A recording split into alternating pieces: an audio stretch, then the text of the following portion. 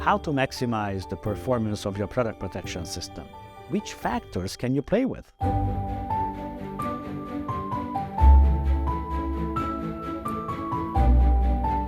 Hello everyone, my name is Balint, and I am happy to be with you today for a new episode of our series, The Secret Heroes of Personal Care.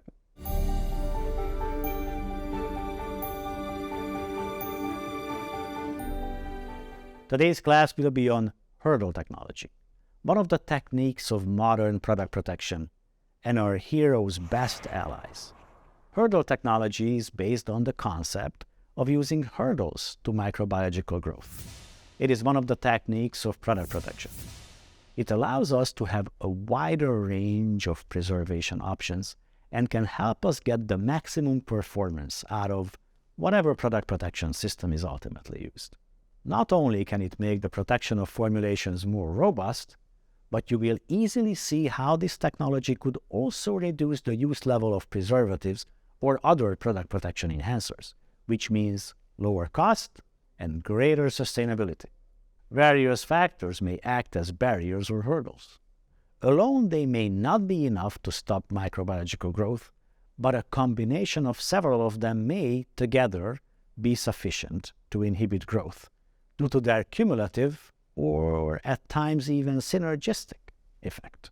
These factors can be cosmetic ingredients, of course, but also just a set of physical parameters. Any kind of condition that creates an unfriendly environment for microorganisms could play a part in the total effect.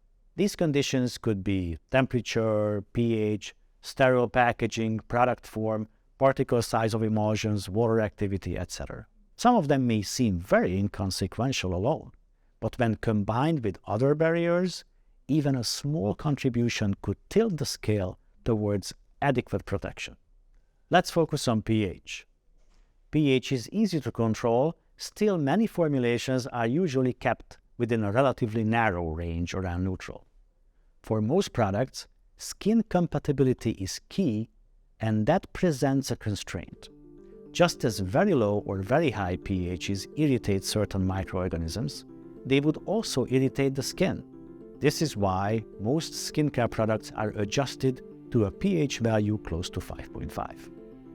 Thankfully, even being close to the natural pH of the skin can be a powerful barrier against bacteria and yeast. Bacteria, in general, prefer neutral to alkaline pHs, while fungi tend to proliferate at neutral to slightly acidic pHs.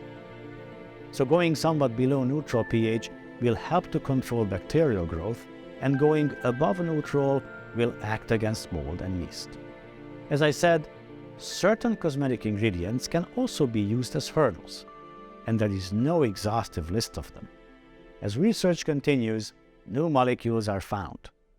What we know is that certain organic acids, chelating agents, surfactants, fragrance molecules, essential oils, and so on, are prime candidates to add to such combinations. Obviously, preservatives and product protection enhancers, such as multifunctional ingredients, are also part of the mix. So now you might wonder, how does a formulator decide which of these cosmetic ingredients could be used for hurdle technology? The choice must depend on the constraints of the formulation, such as formulation type or the compatibility of the ingredients with the rest of the formulation, and what kind of efficacy is needed. The mode of action of these ingredients could also be a deciding factor under the constraints of the system.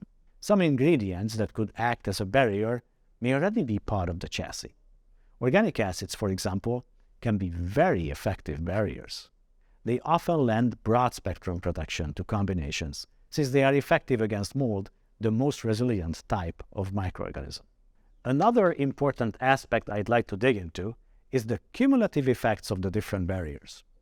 Although the behavior of certain factors can be predicted fairly well, the picture is far from a simple arithmetic exercise of just adding well-defined effects together. Let's go back to organic acids. Organic acids can dissociate into ions. Their mode of action requires them to diffuse through the cell wall, which is difficult for charged ions. Therefore, only acid in the neutral protonated form can have preservative efficacy. The pH of the formulation determines the degree of dissociation of the acid, and this is different for each organic acid and depends on its pKa value, which is related to the equilibrium between the neutral and ionized form of the acid. Therefore, the pH of the formulation determines how effective a certain organic acid can be in that particular formula. Even small pH differences can have significant consequences. For example, benzoic acid has a pKa value of 4.2, while sorbic acid has a pKa of 4.75, which is more than half a point higher pH value. Consequently, at the same pH value, more sorbic acid will be in the neutral protonated form than in the dissociated form compared to benzoic acid. This adds another layer of complexity to just a simple effect of acidity or alkalinity on the microorganisms. Some other substances can be more challenging to understand and study. For instance, chelating agents have a completely different mode of action. Some of them may also act as organic acids under certain conditions. When combined with pH as a variable, we have to consider the interaction of 3 different mechanisms at once. The more we learn about these interactions, the more masterfully and with greater versatility we will be able to apply our knowledge to achieve predictable and robust performance. In practice, you don't have to start with a very complex system. Even as few as 2 or 3 hurdles can be very effective, and the way to combine them logically follows a few simple rules that we have been studying. The best, of course, is to design it intentionally and specifically based on the needs. We can support you to design a product that is sufficiently protective based on this technology. That's it for today. It's been great to talk to you. See you soon for a new episode to help you become masters of product protection.